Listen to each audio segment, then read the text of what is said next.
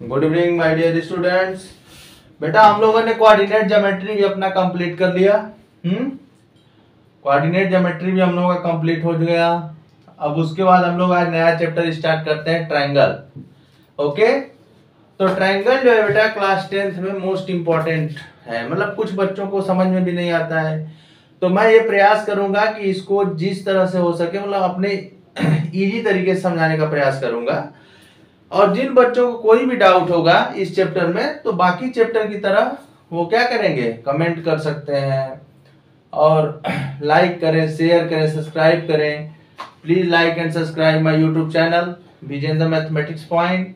बेटा आज से आपका न्यू चैप्टर ट्रायंगल शुरू हो गया है, क्लास 10th। ओके, अब इसके बारे में हम लोग बात करेंगे। अब रोज विजेंद्र सर आप लोगों को ट्रायंगल के साथ मिलेंगे। ओके, तो ट्रायंगल पढ़ाना मतलब डायरेक्ट ट्रायंगल तो पढ़ोगे नहीं, तो पहले कुछ हम लोग जानते हैं इसके बारे में। आप लोग सभी लोग जानते हो, क्लास 9 तक पढ़े भी हो कि ट्रायंगल क्या होता है।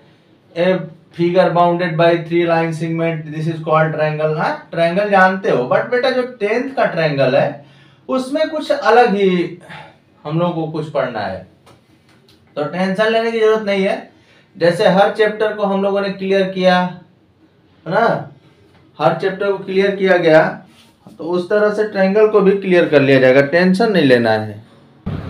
ठीक है बेटा, तो हम लोग जिस तरह से इजी वे में हर चैप्टर को पढ़ते आ रहे हैं उस तरह से हम लोग ट्रायंगल को भी पढ़ेंगे, तो टेंशन लेने की जरूरत नहीं है।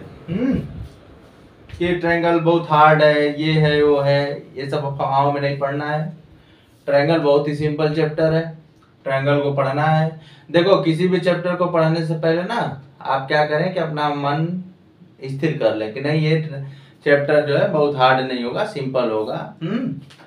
तो आपको कुछ मतलब हर चैप्टर के बारे में बेटा ना पॉजिटिव एनर्जी सोचो कि नहीं ये हार्ड नहीं है, सिंपल है, हम पढ़ लेंगे, कोई बात नहीं है। हाँ, अगर आप पहले से ही सोचने लगोगे अरे यार बहुत हार्ड होगा, कैसा होगा, समझ में नहीं आ रहा है, तब फिर आपको थोड़ा थोड़ा हार्ड लगेगा, है ना।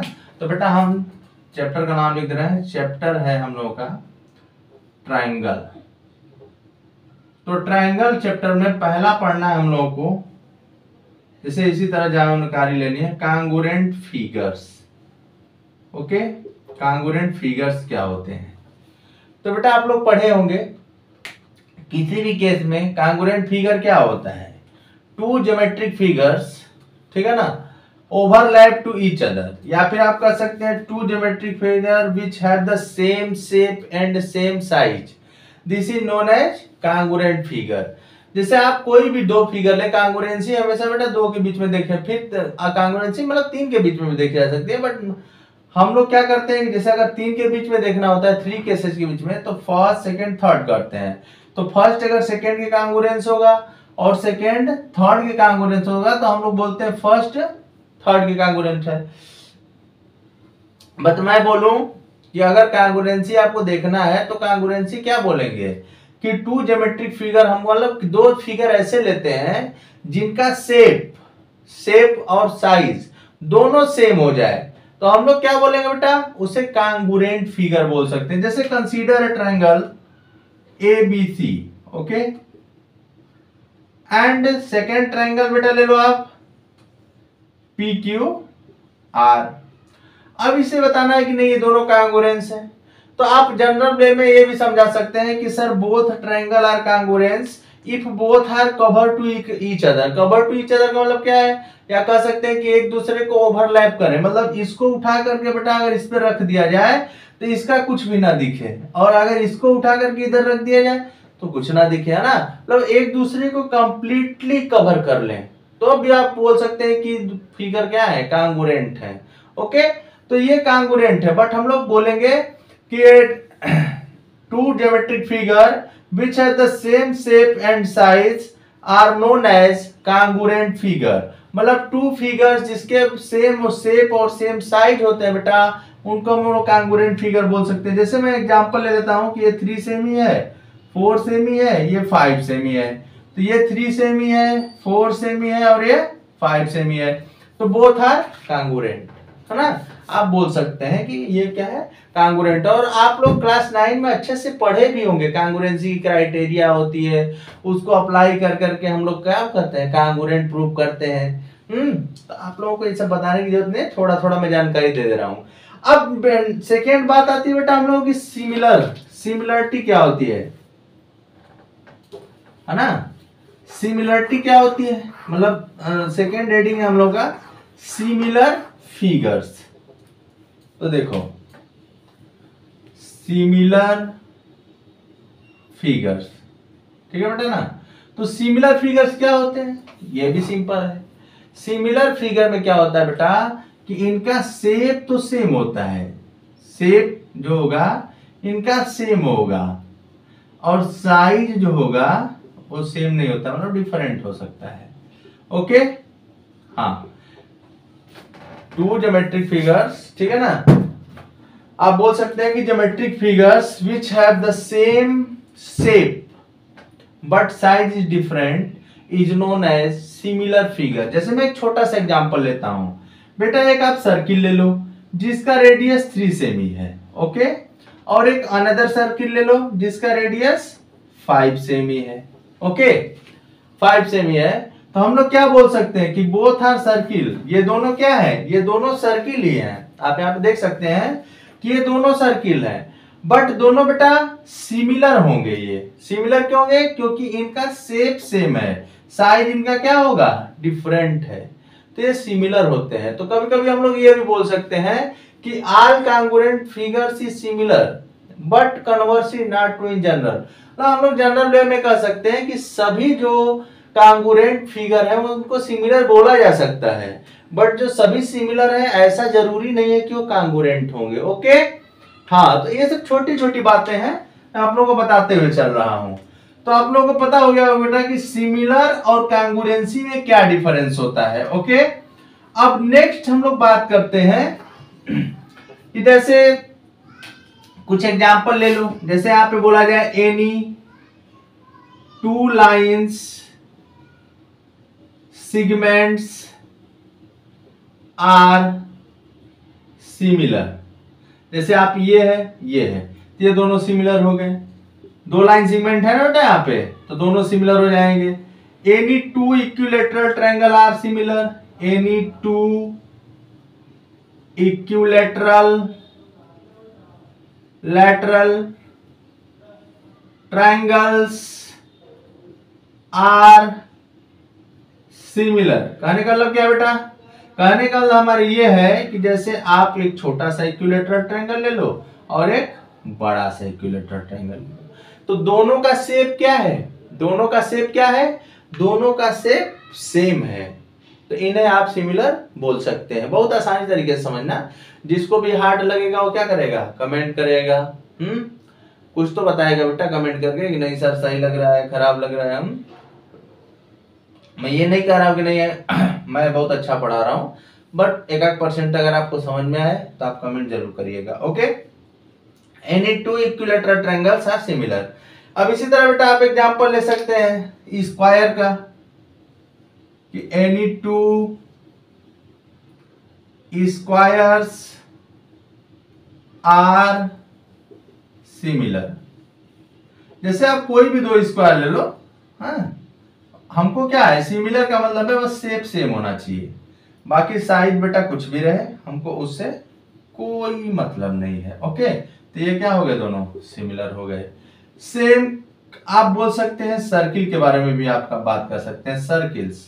ओके बेटा, तो सर्किल के बारे में आप क्या बोल सकते हैं, सर्किल के बारे में भी आप बोल सकते हैं कि any two circles are similar. ठीक है बेटा, any two circles are similar. तो मेन देखो, मेन कॉन्सेप्ट आप ये समझ लो कि कांगुरेंट अगर होगा, है ना बेटा, अगर कोई फिगर कांगुरेंट होगा तो उसका मतलब होता है कि शेप और साइज दोनों इक्वल होना चाहिए, और अगर कोई फिगर सिमिलर होता है तो उसका मतलब होता है बेटा कि जो है उसका शेप ओनली इक्वल होना चाहिए। जैसे ट्रायंगल है, तो जैसे पहले वाले फिगर को अगर ट्रायंगल बोल रहे हो किसी भी प्रॉपर्टी को देखते हुए, अगर आप पहले वाले फिगर को ट्रायंगल बोले तो दूसरे वाले को भी आपको ट्रायंगल बोलना पड़ेगा। ओके हाँ, अब ये बात है कि अगर ये इक्विलेटरल ट्रायंगल है तो सेकेंड वाला भी आपका इक्विलेटरल ट्रायंगल ही होना चाहिए। ये नहीं कि एक ले लो इक्विलेटरल ट्रायंगल और एक ले लो राइट एंगल ट्रायंगल, बोलो कि सिमिलर है। ऐसा नहीं करना है, समझ रहे हो ना बेटा। हाँ, पढ़िए तो मन से पढ़िए।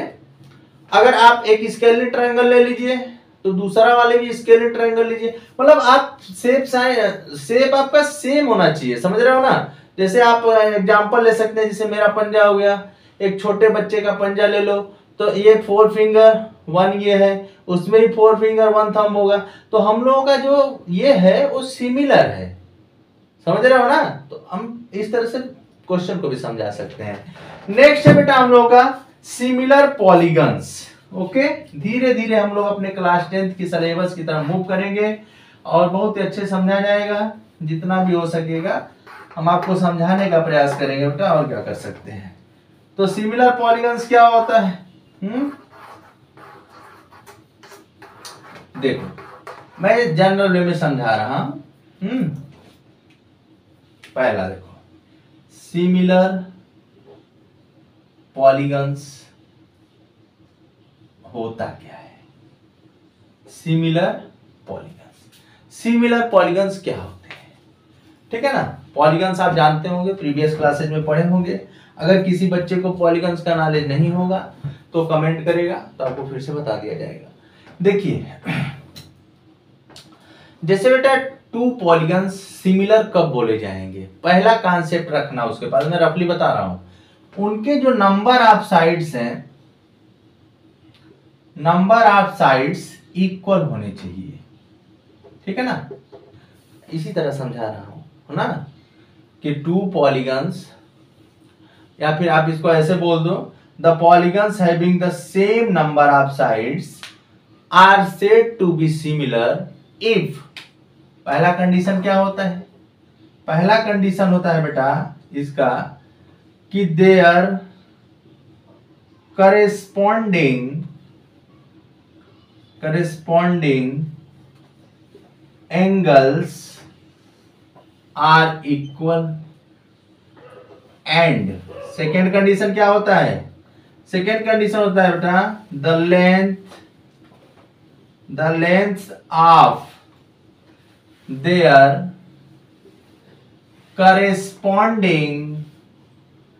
corresponding sides are equal, ठीक है ना। समझ रहे हो मैंने क्या लिखा? पहला देखो यहां पे लिख दे रहा हूं, 2 polygons having the same number of sides are said to be similar if। देखो आराम समझो। पहला बात है बेटा कि 2 polygons have the same number of sides are said to be similar if। पहला क्या होना चाहिए उसमें कंडीशन? जैसे कंसीडर कर लो कि कोई आप फिगर लिए, उसके पास अगर 5 साइड है, अगर दोनों को सिमिलर बताना है बेटा तो जो सेकेंड वाला फिगर है उसके पास भी 5 साइड होना चाहिए। पहला कंडीशन तो ये समझ जाओ। दूसरा क्या है कि their corresponding angles are equal. उनके जो करेस्पॉन्डिंग एंगल है वो दोनों इक्वल होने चाहिए। जैसे अगर यहाँ पे 40 डिग्री है तो वहां पे भी 40 डिग्री होना चाहिए। अभी फिगर का एग्जांपल लेकर बताते हैं। एंड सेकेंड कंडीशन क्या है बेटा? The length of their corresponding sides are equal. जो उनके करेस्पॉन्डिंग साइड्स का लेंथ होता है वो भी क्या होना चाहिए? इक्वल होना चाहिए। जैसे मैं एक एग्जांपल ले लेता हूं, यहाँ पे एक क्वाड्रिलेटरल लेता हूं, अच्छे से लो, एक क्वाड्रिलेटरल इसी तरह ले लिया, ABCD, ठीक है। और एक बड़ा सा क्वाड्रिलेटरल ले लो, है ना, हाँ, PQRS। तो तो कंसीडर कर लो कि ये हम लोग का 60 डिग्री है, तो ये हम लोग का हो जाएगा। अब ऐसे मत सोचो, कंसीडर मत करो। अब जैसे देखो, जो एंगल ए है बेटा वो पी के इक्वल होना चाहिए, एंगल बी एंगल क्यू के इक्वल होना चाहिए, हम ऐसे डाट रहा है, एंगल सी एंगल आर के इक्वल होना चाहिए, और एंगल डी एंगल एस के इक्वल होना चाहिए। ठीक, तो पहला कंडीशन क्या है? पहला कंडीशन ये है कि to polygons having the same number of sides. पहला कंडीशन ये है कि इसमें आप काउंट कर लीजिए कि इसके पास कितने कितने साइड हैं। तो देखो 1 2 3 4, 1 2 3 4। अब हम लोग बोलेंगे कि सिमिलर कब होगा? तो सिमिलर होगा बेटा their corresponding angles are equal. Corresponding angle means ये ए पी के इक्वल होना चाहिए, बी क्यू के इक्वल होना चाहिए, सी आर के इक्वल होना चाहिए, डी एस के इक्वल होना चाहिए। ओके, उसके बाद हम लोग क्या बोलेंगे? And the length of their corresponding sides are equal. जैसे बेटा अगर इसका है this upon this, this upon this, this upon this, this upon this करें तो सबका क्या है? Length there and there length of corresponding sides are equal. समझ रहे हो कि नहीं? सॉरी प्रोपोर्शनल, यहां पे लिख दिया हूं sides are proportional, proportional, sorry mistake हो गया था। And the lengths of their corresponding sides are proportional. Okay, ये होना चाहिए, समझ रहे हो ना? तो अगर ऐसा है तो हम इसको सिमिलर पॉलीगन बोलेंगे, अगर नहीं है तो इसको हम सिमिलर पॉलीगन नहीं बोलेंगे। ठीक है बेटा?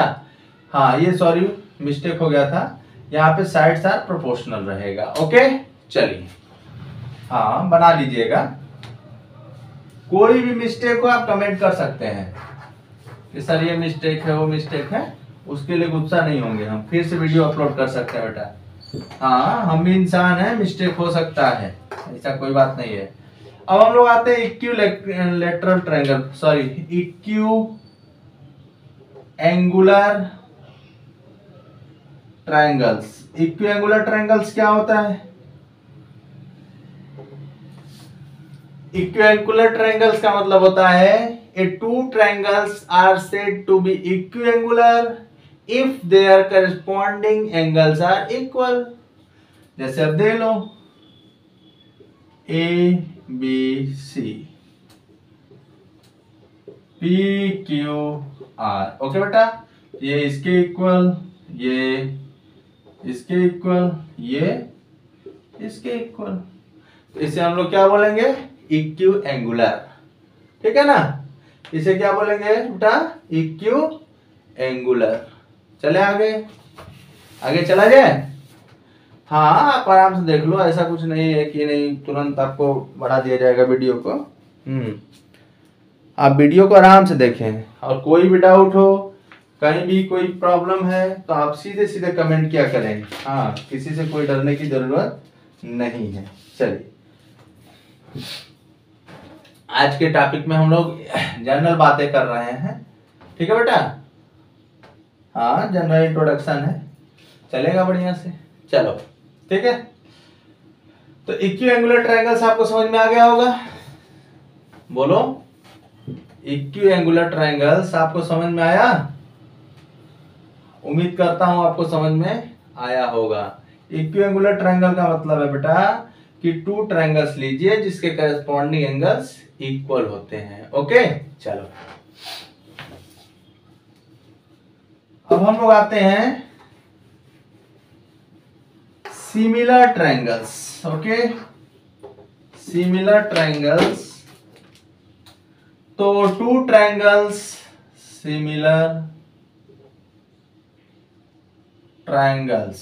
ठीक है बेटा? सिमिलर ट्रायंगल्स क्या होता है?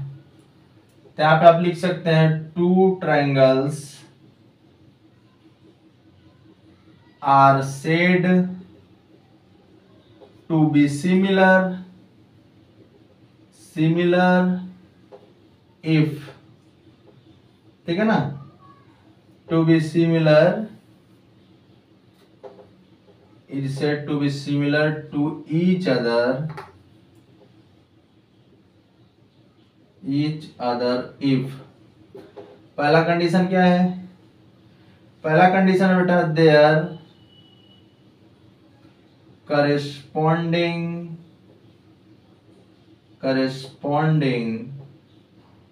angles are equal, पहला हो गया। दूसरा कंडीशन क्या है, देयर corresponding